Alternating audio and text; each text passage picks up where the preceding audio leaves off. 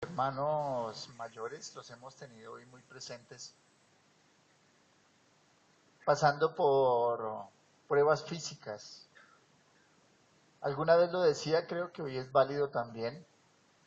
Inclusive es difícil para ellos el trasladarse, el moverse. Sigo mirando por aquí y echamos de menos a nuestro pastor. La enfermedad a quien no excusa, la enfermedad a quien no ataca, la enfermedad a quien no toca. A muchos, a todos. Sigo por aquí mirando y nuestras hermanas solas, en casa, con grandes necesidades, con circunstancias que ellas mismas tienen que vivir, ellas mismas tienen que pasar, que no tienen esposo cercano con el cual puedan lidiar con estas circunstancias.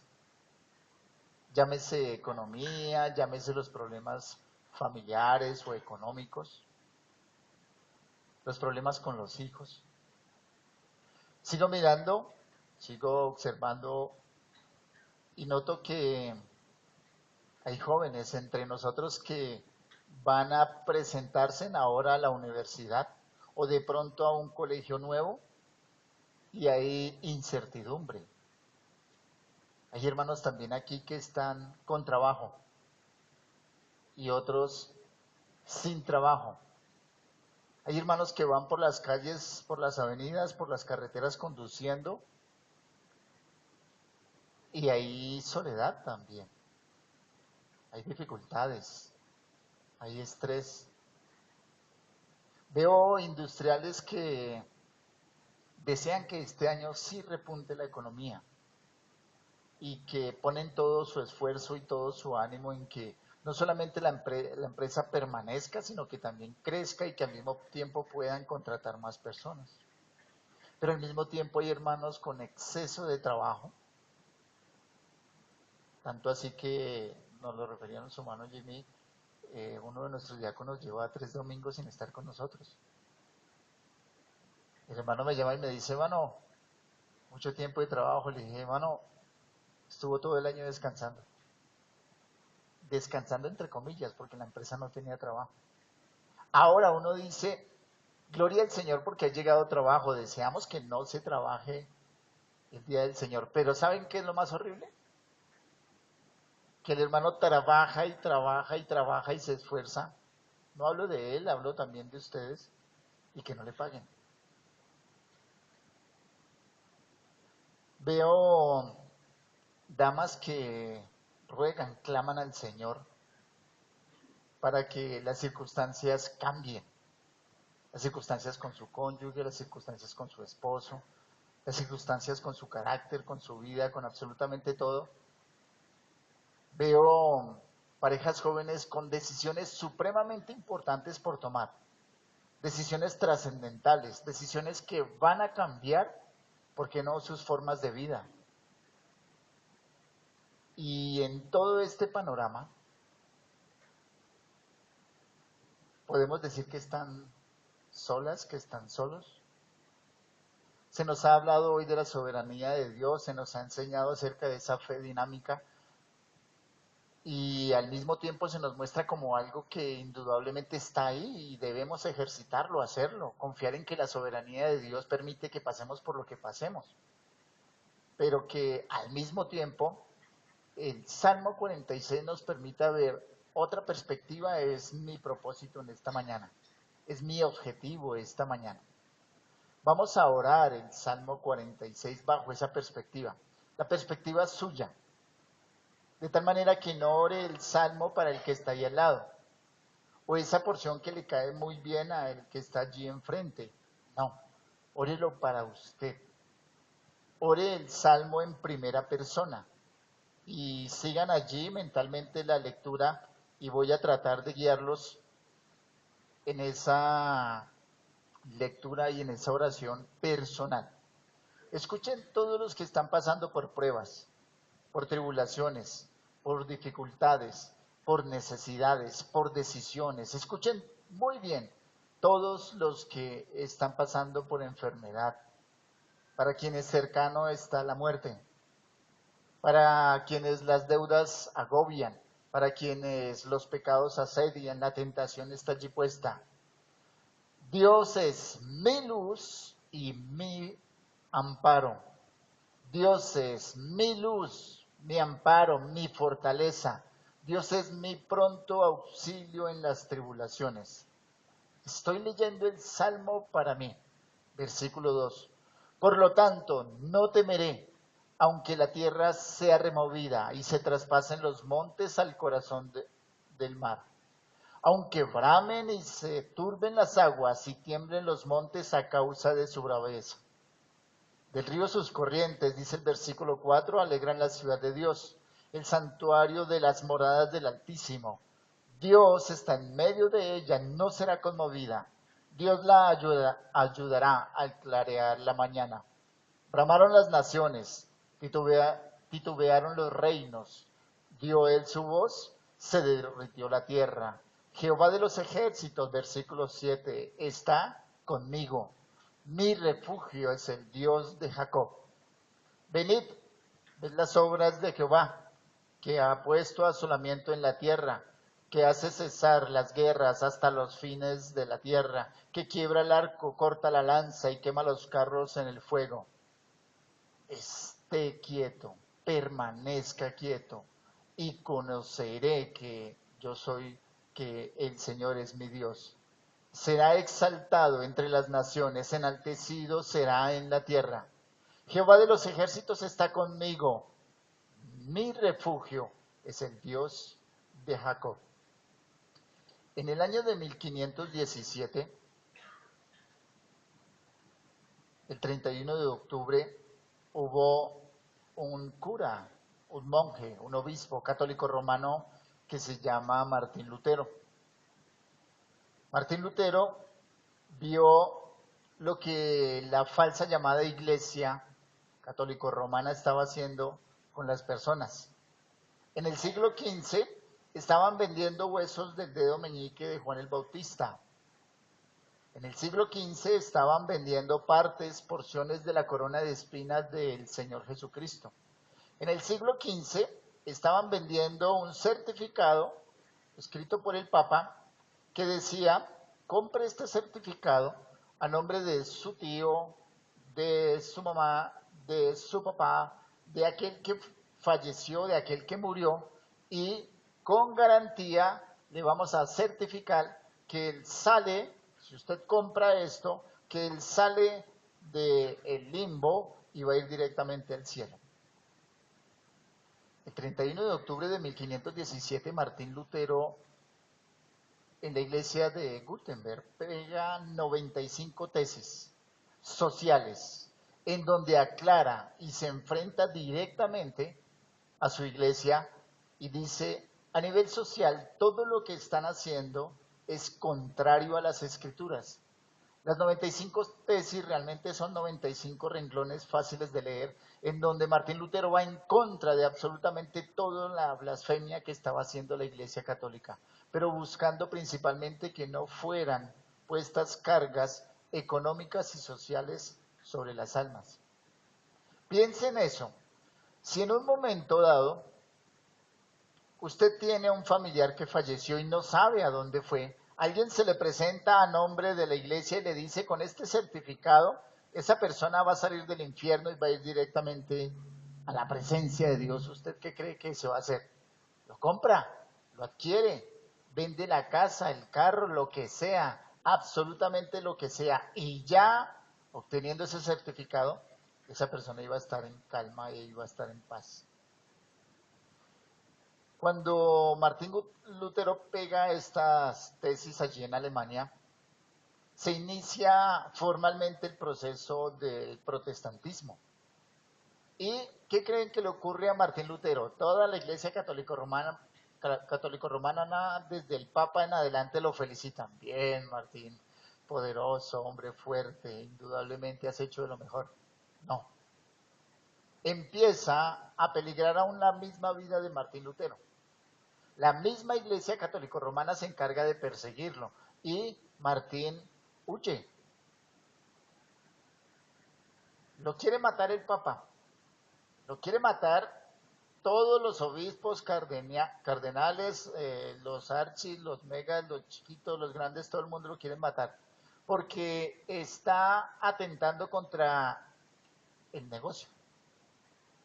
Martín Lutero permanece un tiempo en un país diferente y se establece en un castillo. Y cuando Martín Lutero está solo, está siendo perseguido, está siendo buscado para quitarle su vida, escribe el himno Castillo Fuerte. ¿Y qué dice él? Castillo fuerte es nuestro Dios, defensa y buen escudo.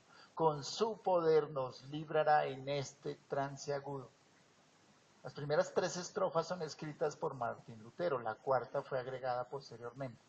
Pero Martín Lutero, estando allí recluido, y miren que el tiempo de reclusión de Martín Lutero no fue un tiempo perdido, sino que en este tiempo Martín Lutero veía no solamente que la iglesia explotaba económicamente a las masas, allí también en Alemania, sino que al mismo tiempo no se les predicaba el evangelio de salvación, justificados pues por la fe.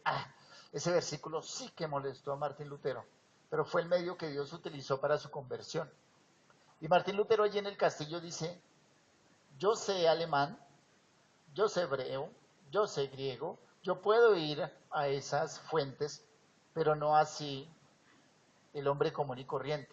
Allí en ese castillo, Martín aprovecha su tiempo y toma todo el Nuevo Testamento, el cual antes se predicaba en latín, y lo pasa al alemán. El que quiera aprender alemán debe hacerlo con Martín Lutero, ya lo he dicho en ocasiones anteriores.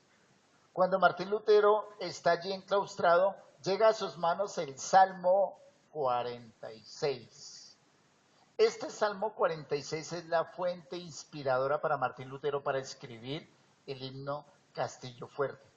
Y este Salmo 46 debe, hermanos amados, convertirse para usted y para mí en un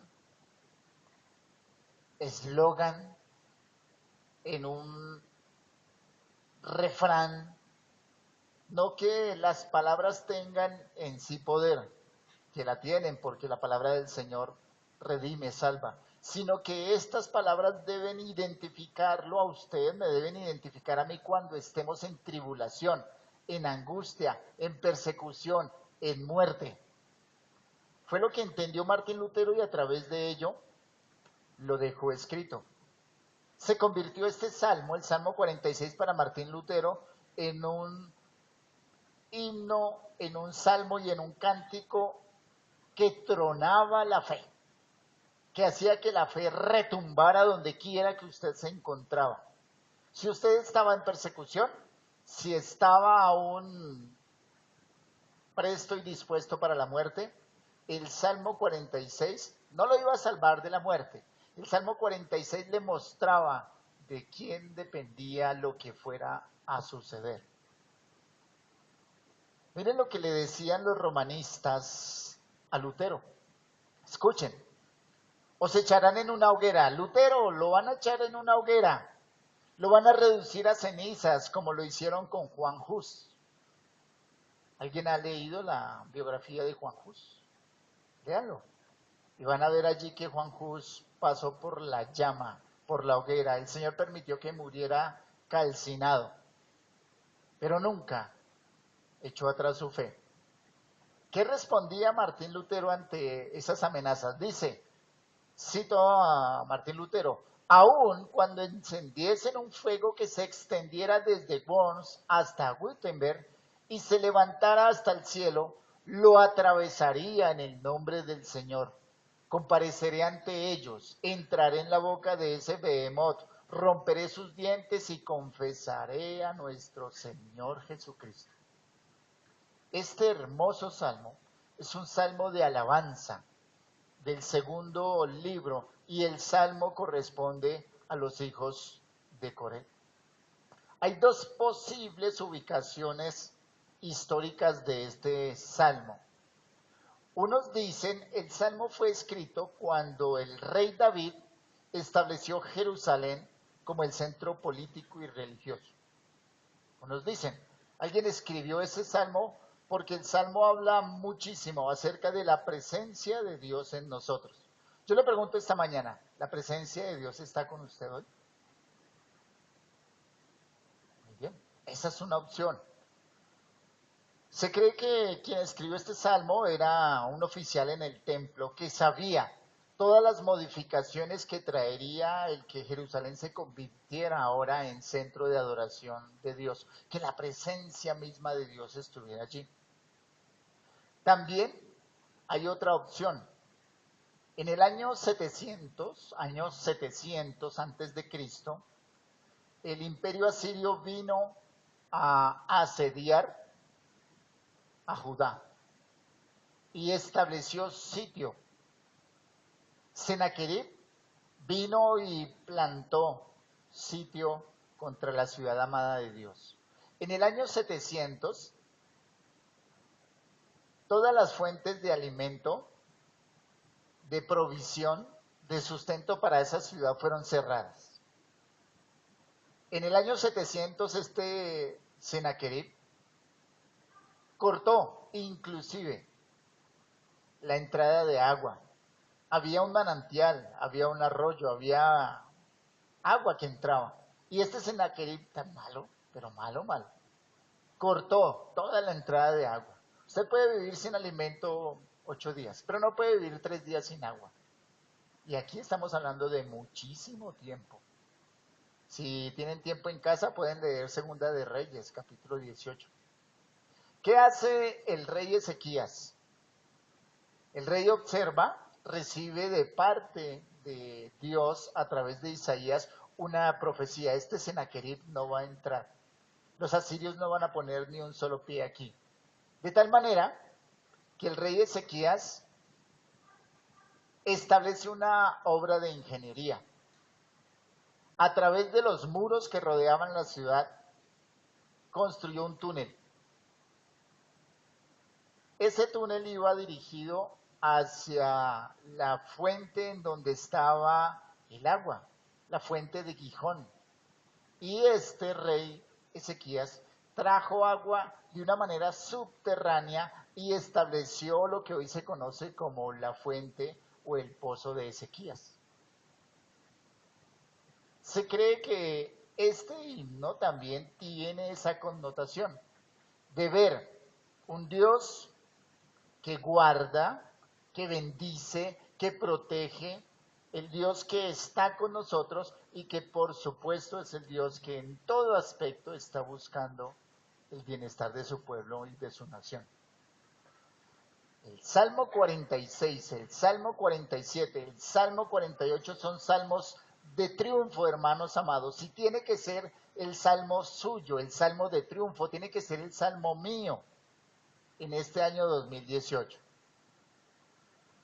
Estos cánticos de triunfo, cánticos que se establecen para también resaltar la ciudad amada de Dios. Cuando usted lee los salmos, encuentra que el Salmo 48, el 76, el 84, el 87, el 122, junto con el 46, resaltan la ciudad amada de Dios. ¿Cuál es la ciudad amada de Dios? Jerusalén. También es conocida como Sión. ¿Cuál es la ciudad amada de Dios hoy? La iglesia. Nosotros somos la Jerusalén celestial. Nosotros somos aquella ciudad en donde habita la presencia de Dios. Voy a leerles un versículo, Hebreos 12:2, 12:22. Sino que os habéis acercado al monte Sión. Es una carta, una epístola a Hebreos dirigida a los creyentes. En el capítulo 12, en el versículo 22, el autor está diciendo que nos hemos acercado al monte Sión, a la ciudad del Dios vivo, a Jerusalén la celestial, a la compañía de muchos millares de ángeles, a la congregación de los primogénitos que están inscritos en los cielos, a Dios, el juez de todos, a los justos, a los espíritus hechos perfectos. Tú eres, mi hermano, mi hermana, habitante de Sión. habitante de la Jerusalén celeste. Eres de los justos llamados a un reposo total y permanente. De tal manera que en este salmo se destaca lo que Dios hace por su ciudad amada, por los suyos, por usted, por mí. No es solamente que el salmo sirvió para alegrar la vida en épocas de tribulación, como aquella que puso el rey Sennacherib, sino que el salmo nos sirve hoy también para entender lo que Dios hace por nosotros, a favor de nosotros. Este salmo, el Salmo 46, es afirmación de fe. Este salmo celebra la protección de Dios para con nosotros. Puedo ponerles muchos ejemplos, porque ustedes son ejemplos. Cuando el cáncer tocó a la puerta de nuestra hermana amada, y hoy, después de 30 años, está con nosotros. Cuando la tribulación por la economía tocó la puerta, y hoy estamos aquí. Dios es protección, y Dios acrecenta nuestra fe con sus hechos y sus actos de salvación a favor nuestro. Para muchos se nos ha cambiado la vida en cuanto conocimos del Señor. Antes, pecado, vacío, nulidad en todo aspecto. Ahora esperanza, ahora gozo, consuelo, ánimo, pero no están excluidas las pruebas y las tribulaciones. Este salmo es el salmo de la fe. Recuerdo a los hermanos que estaban sin trabajo y el Señor les envió trabajo. Recuerdo a los hermanos que estaban con mucho trabajo y el Señor les quitó el trabajo. Miremos en todos los hechos, en absolutamente todos los hechos, los actos prodigiosos de Dios. En este salmo usted encuentra un cántico de adoración como el cántico que expresó María y Moisés al salir de Egipto. ¿Cómo ven los hechos portentosos y prodigiosos de Dios al atravesar por el mar? Al ver cómo todo Egipto no solamente fue despojado económicamente, sino destruido, y no se perdió ni uno solo de Israel. Es más, gentiles se agregaron a esa nación, el Señor los recibió y también los redimió. Aquí vemos en este salmo, escuchen muy bien, autoridad divina a favor suyo. Soberanía se nos compartió en la cena. Esa soberanía actúa para con nosotros a favor. La fe es acrecentada aún en medio del caos de las aguas. Algunos de ustedes estuvieron en el mar. Estoy envidioso. Para algunos de ustedes, yo me alegré cuando pusieron un aviso, prohibida la entrada a esta playa. ¿Por qué? Porque el mar estaba tronando, ¿cierto? Porque las olas estaban inmensas. A propósito, ¿ya se pesaron? Bueno, en todo ese orden de ideas, Dios está ahí. Y también aquí se menciona ese mar en donde el caos de las aguas no nos van a afectar. Hay seguridad, escuchen muy bien, hay seguridad que proviene de saber que Dios habita con nosotros. En este salmo usted encuentra refugio, refugio en el cataclismo. Explico un poquito qué es un cataclismo. Un cataclismo es cuando el mundo, la tierra, el planeta que Dios creó y puso allí al hombre, se estrella. Puede estrellarse contra la luna, puede estrellarse contra un meteorito. Hay refugio en medio del cataclismo. Hay refugio divino, refugio de parte de Dios, aún en medio de las naciones. También hay refugio en medio de los poderes de la naturaleza y de los pueblos. Usted cuenta, hermano, hermana amada, con ese refugio. Haga suyo ese refugio porque indudablemente el refugio no es comprar varillas sismoresistentes que no existen, sino que el refugio es Dios. Va a encontrar, miremos allí, en el versículo 2, la palabra tierra. En el versículo 6, la palabra tierra. En el versículo 8, en el versículo 9, en el versículo 10, la palabra tierra. En este salmo usted va a encontrar que esa palabra tierra tiene que ver con nuestra morada, donde habitamos. Tierra, nación, casa, templo. Allí va a encontrar también en este salmo auxilio, versículo 1, versículo 5. Va a encontrar remover o conmover como palabras fundamentales, pero que no necesariamente van a ser palabras agradables, porque Dios va a conmover la tierra. ¿Hay alguien, y me puede dar la fórmula, que no se aterrorice cuando hay un temblor, un terremoto, un sismo? ¿Hay alguien que permanezca, como dicen, incólume, como una columna que no se mueva? ¿O hay alguien por ahí que medio tiene miedito? A eso se va a referir. Pero también dice que Dios es nuestro amparo, que Dios es nuestra fortaleza, que Dios es nuestro auxilio y que Dios es nuestro refugio. Mis hermanos, ¿cuál es la idea central de este salmo?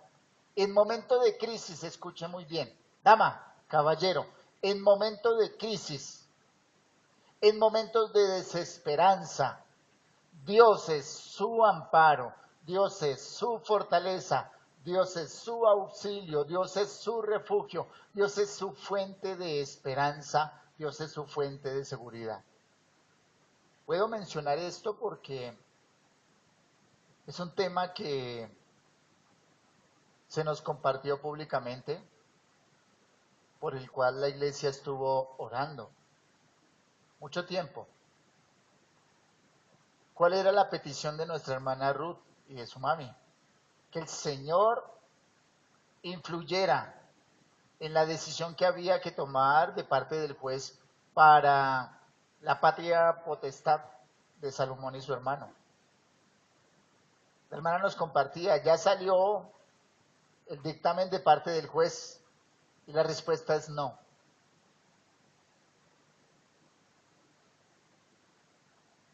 ¿Nuestras fuerzas dónde están? En el suelo. Nuestro ánimo decayó. Quiero animarles a que podamos, en la medida de nuestras posibilidades, otro ejemplo, llamar al hermano Luis Sabogal, a visitarlo, a darle un abrazo, a estrecharlo, a compartir con él. Porque el dictamen del médico nuevamente es cáncer. Nuevamente, ya ha sido operado, ya fue extirpado el cáncer. Pero le dijeron, mire, nuevamente tiene cáncer. Ahora tiene cáncer en un lugar que es difícil de operar. Ese cáncer que nuevamente se le ha aparecido debe ser diagnosticado y el día de mañana le van a diagnosticar si se le opera finalmente ese cáncer o... Dios es nuestro amparo, es nuestra fortaleza, Dios es nuestro auxilio y nuestro refugio. ¿Lo entiende mi hermano? ¿Lo entiende mi hermana? No estoy diciendo que a partir de ahora todo está bien, no.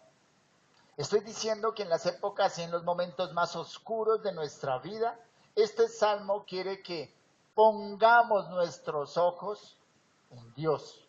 Martín Lutero pone en su claustro, en ese castillo donde se encontraba, sus ojos en Dios. Y dicen, aun si me toca pasar por el fuego, amén. No voy a negar a nuestro Salvador que es Cristo. Miremos a Dios como refugio en medio del cataclismo, del versículo 1 al versículo 3, porque el Salmo presenta un tema no necesariamente de catástrofe, sino de confianza, de seguridad. Este versículo lo puede usted memorizar. Dios, versículo 1, es nuestro amparo. Elohim. Es interesante que el hebreo allí está utilizando el nombre plural de Dios. Elohim es nuestro amparo, es nuestro refugio, es nuestra fortaleza, nuestro pronto auxilio. ¿Sabe también qué dice allí el hebreo? Que Dios es nuestro siempre y a punto refugio. Es decir, que no solamente Dios está ahí, sino que está ahí en el momento en que yo lo necesito. Cuando utiliza la palabra auxilio, está diciendo Dios es mi ayudante. ¿Se imagina tener ese ayudante? El maestro de obra por excelencia quisiera tener un ayudante como ese. ¿Qué es un ayudante? Alguien que alcanza, alguien que entrega, alguien que facilita las cosas, alguien que muestra que se hagan las cosas de una manera rápida, pronta y facilita. Pero la palabra que está siendo allí utilizada está diciendo que Dios es mi ayudador. Dios es su ayudador, su ayudante. ¿Cuándo es Dios mi ayudante? En las tribulaciones, en las angustias. Hermano, usted cuenta con ese ayudante, que es Dios. Aunque se manifieste el caos en la naturaleza, aunque la humanidad nos persiga, aunque el mundo esté tras de nosotros, allí el poeta está confiando siempre, eternamente y permanentemente en Dios. No niego, porque yo también paso por dificultades, que indudablemente a veces somos tentados a mirar hacia otro lugar. Somos tentados a una solución facilista. Somos tentados a acudir a lo primero que nos sugieran. Un testimonio que me compartieron esta semana. Una compañera de estudios, este año cumplo 30 años de haberme graduado. Yo me gradué a los 2 años de edad de bachillerato, para los que están haciendo cuentas. Enfrente de mi casa, veo que se están riendo, enfrente de mi casa había una compañera de estudio. Esa compañera de estudio se casó, tuvo 2 hijos, le diagnosticaron cáncer de seno. Y ella corrió hacia un pueblo en donde un familiar le dijo, la sangre de Chulo es la mejor. Y ella hizo eso y falleció. Usted no tiene por qué asombrarse porque usted y yo nos conocemos muy bien y sabemos que corremos a lo primero que se nos ponga por delante en tiempo de angustia y en tiempo de prueba. El préstamo gota a gota. ¿Lo conocen? La solución pronta y rápida para solucionar eso nos cogió el policía de tránsito. Y usted le dice al policía, bueno, está bien, yo le firmo ahí, le voy pasando mi billetico de 50 porque es que el parte vale 500. Hermanos, Dios es nuestra fortaleza. Miremos versículo 2. Por tanto, se me viene a la memoria lo que dice Jacobo, Santiago. No sabemos orar. Miren lo que usted oró en el primer versículo, lo que yo oré. Dios es mi amparo, es mi fortaleza, es mi pronto auxilio en las tribulaciones. Por tanto, no temeré. ¿Usted oró eso, hermano? Sí. ¿Usted entendió eso? ¿Usted va a aplicar eso? Pregunto, como dice el salmista, ¿usted no va a temer? ¿No va a temer qué? Aunque la tierra sea removida. Allí está diciendo que la tierra está sufriendo cambios. ¿Sabe que se pronostica que la falla de San Andrés se mueva de tal manera que lo que es California se va a ir? Dice aquí, la idea que está mostrando el salmista es que la tierra va a sufrir cambios. Se van a trasladar, se van a traspasar o se van a deslizar los montes al corazón del mar. Para aquellos que estuvieron en el mar y tuvieron de pronto la posibilidad de ver allí en Santa Marta la Sierra Nevada. ¿Qué piensan si esa Sierra Nevada por un terremoto empieza a hundirse en el mar? Es más, usted y yo que vivimos aquí en Bogotá y vemos los cerros tutelares como se le conoce, Monserrate y Guadalupe, ¿qué piensan si esos dos cerros empiezan a derrumbarse y a meterse en la tierra? ¿No temerá? Eso fue lo que usted oró. Nos decía nuestro hermano, seamos consecuentes de lo que creemos con lo que hacemos. ¿Qué está diciendo el salmista? No temeremos, aunque la tierra sufra cambios y aunque se traspasen los montes al corazón del mar. Aunque el mar, dice el versículo 3, sea ruidoso, brame o genere esos ruidos tan estrepitantes que nos causan miedo. Aunque se turben, se agiten o lancen espuma las aguas. Aunque se sacudan los montes a causa de la braveza del mismo mar. Miren que aquí lo que nos está mostrando el salmista es una forma de cómo crece el enojo de la creación de Dios.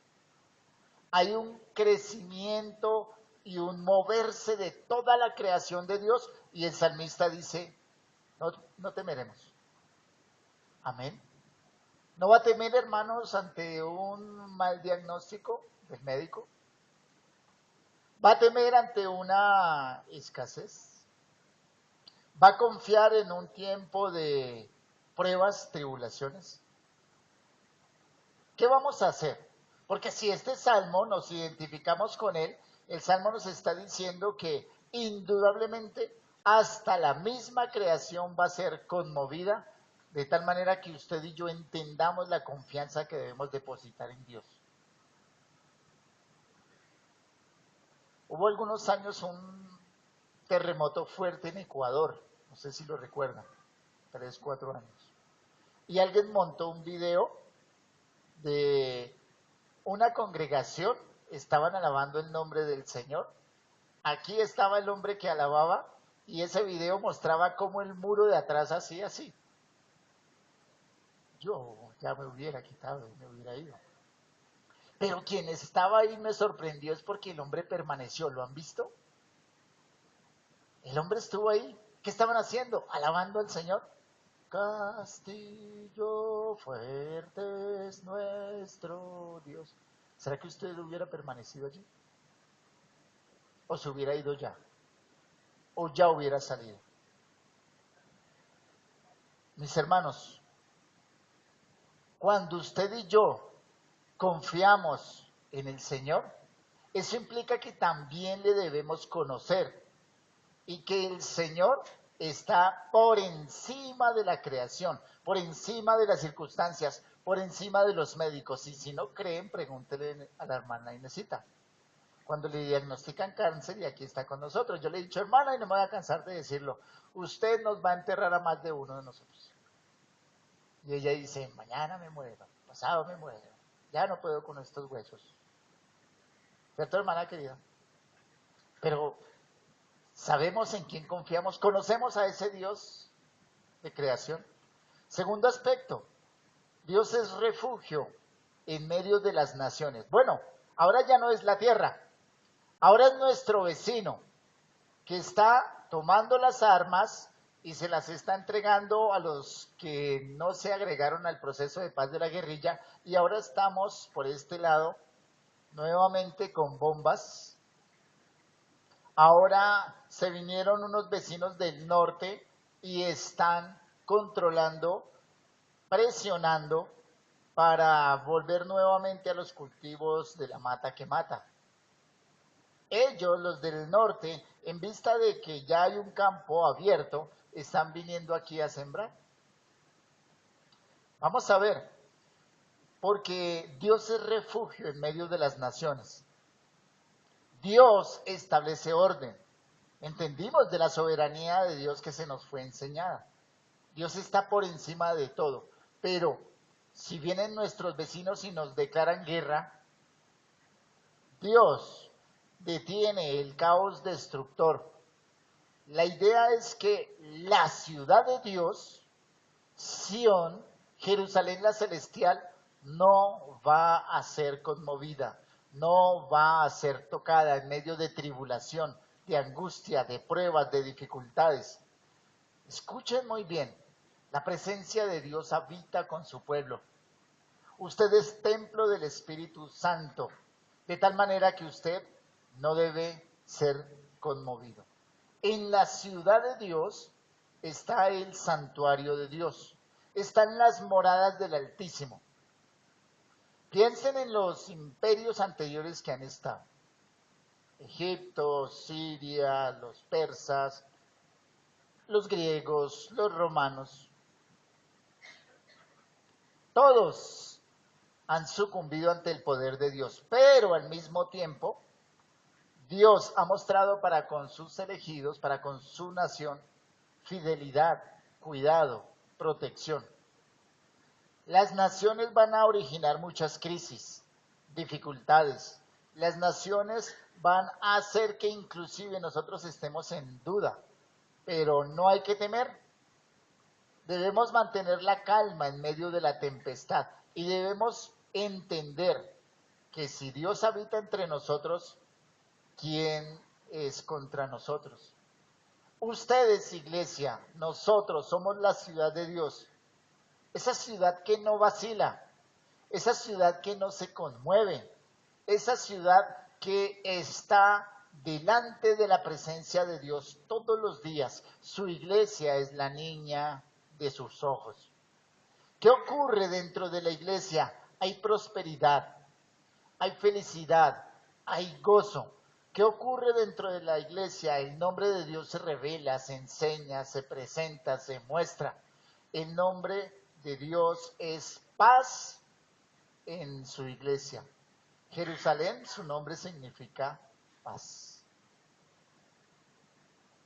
Si el Señor ha establecido la vivienda suya entre nosotros, indudablemente, allí lo único que van a ver son fuentes de aguas vivas. Miremos el versículo 4.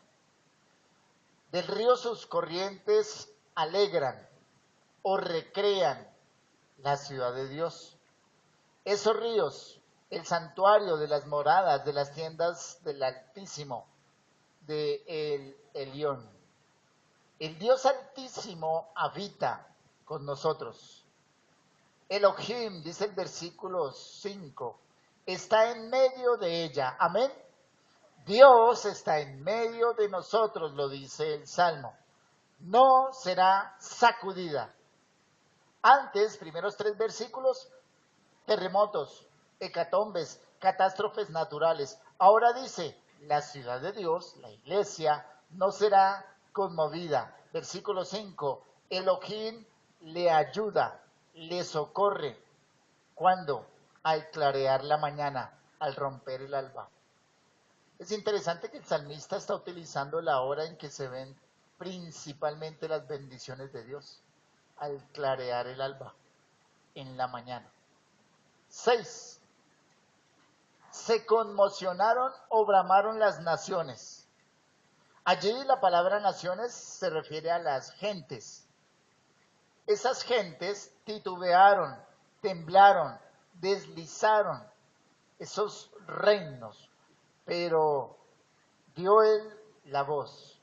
Dios mismo, ante el estrépito de todas las naciones, Dios mismo dio su voz. Dios lanzó su voz. ¿Y sabe qué ocurrió? Se derritió la tierra. ¿Notan el tipo de ayudante que tenemos? Dios da esa voz y toda la tierra indudablemente se conmueve.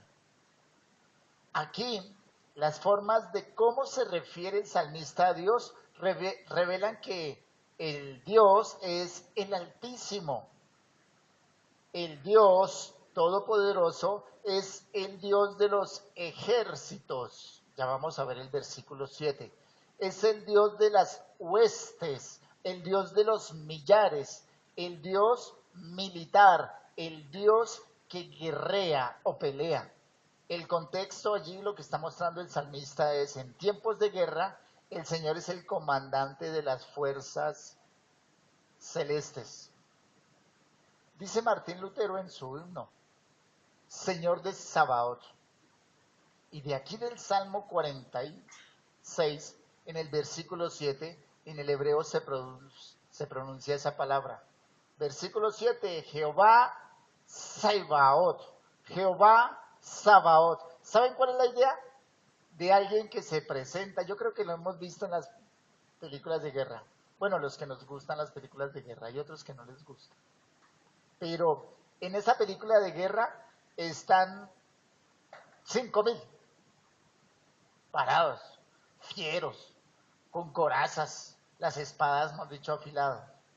Y llegan ante una montaña y aparece un solo hombre.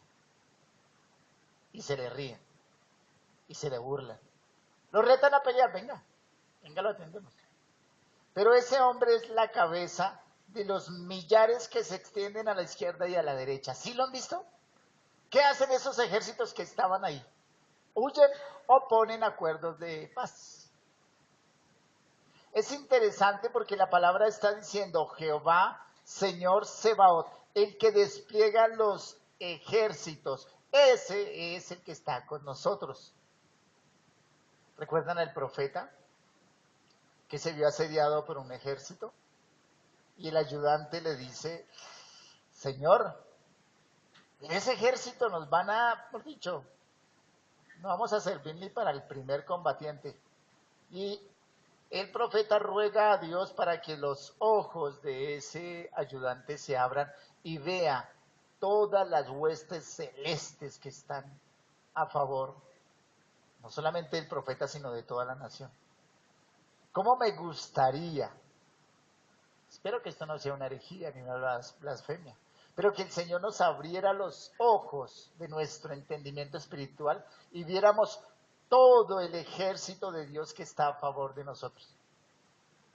Pero usted dice, ¿quién me podrá quitar este dolor de cabeza? Yo creo que de eso me voy a morir. No, esta deuda imposible, jamás, no, yo creo que, mejor dicho, me va a tocar vender la casa, el perro, el gato, todo, porque esto va a ser imposible. Y las huestes celestes al lado suyo, paradas allí enfrente, dispuestas a guerrear y a combatir. El versículo 7 es un refrán. Muchos de nosotros utilizamos refranes. El que escupe para arriba, no se le mira el colmillo. Esto es un refrán. Es un refrán que citan los hombres en épocas de angustia. Reitero, no lo vayan a utilizar ahora como un eslogan o como que ustedes van, por ejemplo, la peor cuadra en donde no hay sino ollas de venta de narcóticos y hombres dispuestos a matarlo, entonces usted se pasa por ahí y dice, Jehová de los ejércitos está conmigo, es mi refugio, es el Dios de Jesús. No estoy diciendo eso. Estoy diciendo que este versículo es un refrán en épocas de angustia, diciendo, Jehová, Sebaot, de los ejércitos, Dios Sebaot, está conmigo, es mi refugio, es el Dios de Jacob. Amén. ¿Usted lo puede identificar así? ¿O usted dice, estoy solo, mi grupo es solo, soy de los unitarios, es decir, de los uno, y estoy peor que un hongo, solo? No, hermanos, quiten ese pensamiento, quitemos ese pensamiento que dice que yo estoy solo, porque al contrario, según el versículo 7, tengo al Dios que despliega sus ejércitos y ese Dios está a favor mío. Ese Dios es mi refugio, es mi baluarte, es mi fortaleza, es el Dios Elohim, es el Dios de Jacob, es el castillo fuerte de Martín Lutero. En el siglo XV, los hombres tenían construcciones y eran castillos. Esos castillos eran fortificados porque venían los hombres con baluartes, es decir, unos palos grandes con cuernos en toda la punta con las cuales tumbaban las paredes, los muros. Todo eso se ve mucho en El Señor de los Anillos. ¿Los han visto?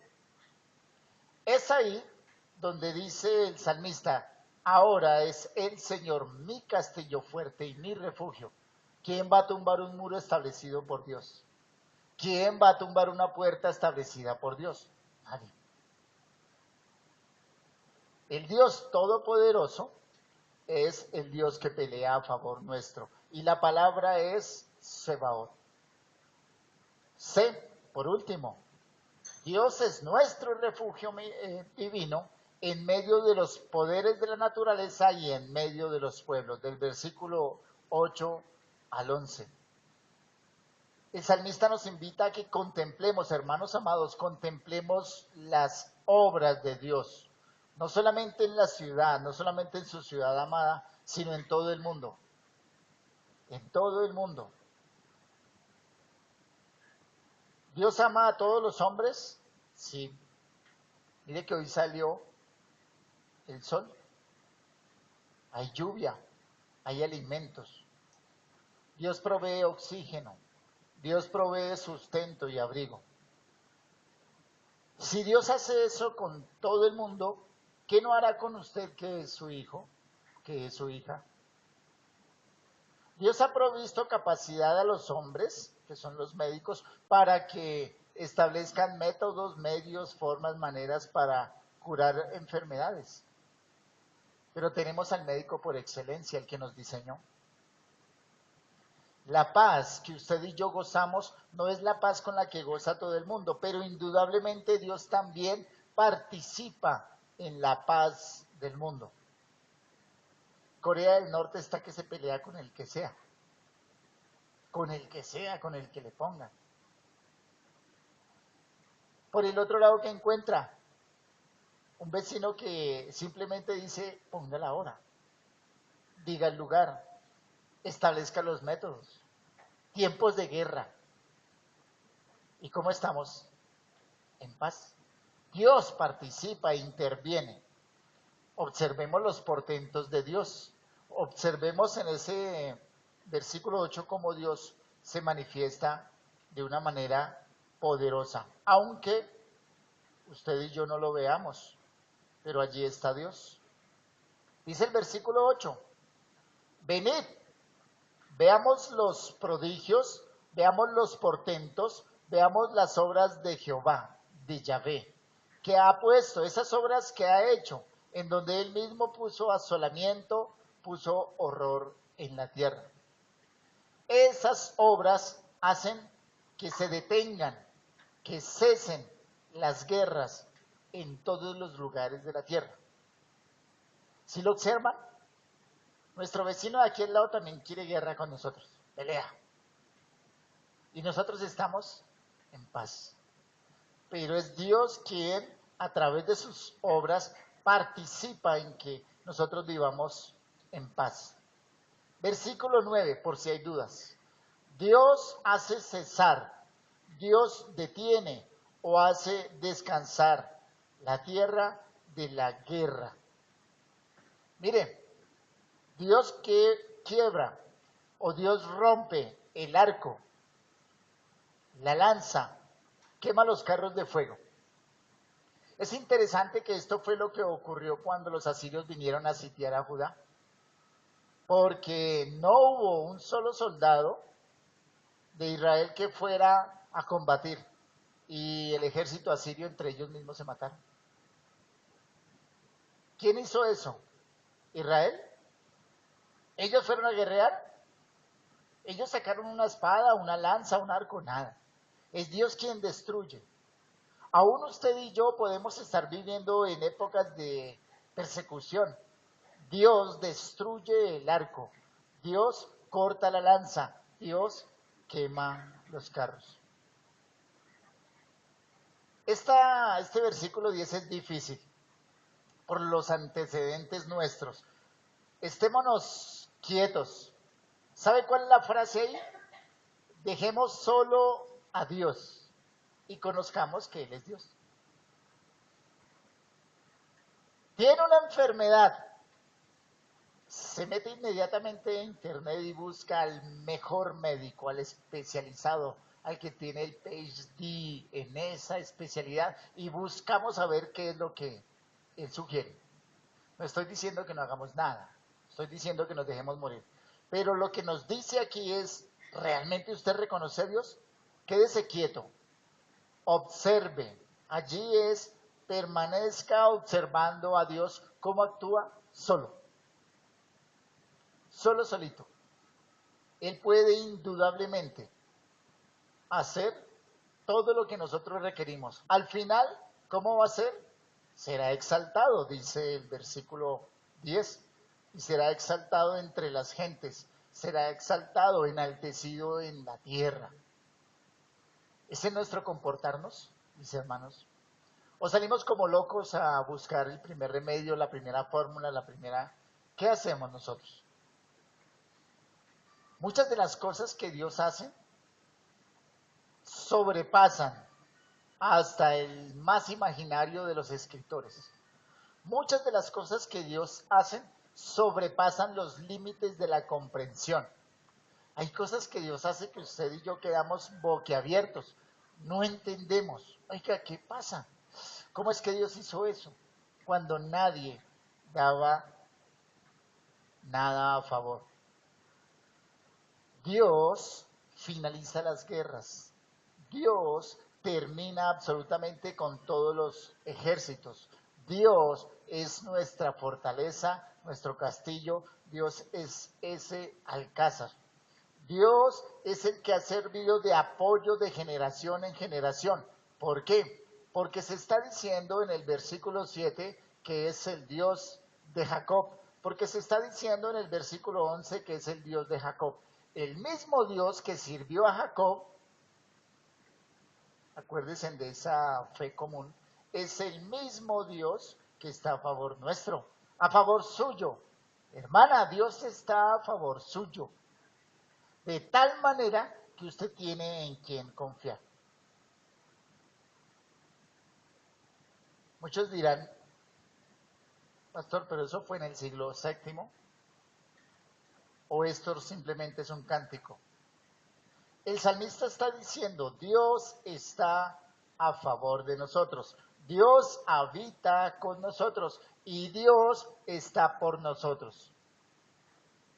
Pero el salmista está diciendo también que Dios es cercano a nosotros. Es la misma idea, escuchen muy bien, es la misma idea que tiene el evangelista cuando va a Mateo capítulo 1, versículo 23. No vayan a ir allá, les resumo. En la anunciación del nacimiento del Señor Jesucristo, el Señor Jesucristo es anunciado a la Virgen María y se le dice que esto era lo que había profetizado Isaías. Vamos a Isaías capítulo 7, ahí sí miremos esto. Isaías capítulo 7, versículo 14. ¿Saben que es bien interesante? Porque Isaías es del mismo tiempo de la escritura o en donde se cree que pudo haber sido escrito este salmo. Isaías capítulo 7, versículo 14. Por tanto, el Señor mismo, un poquito del contexto.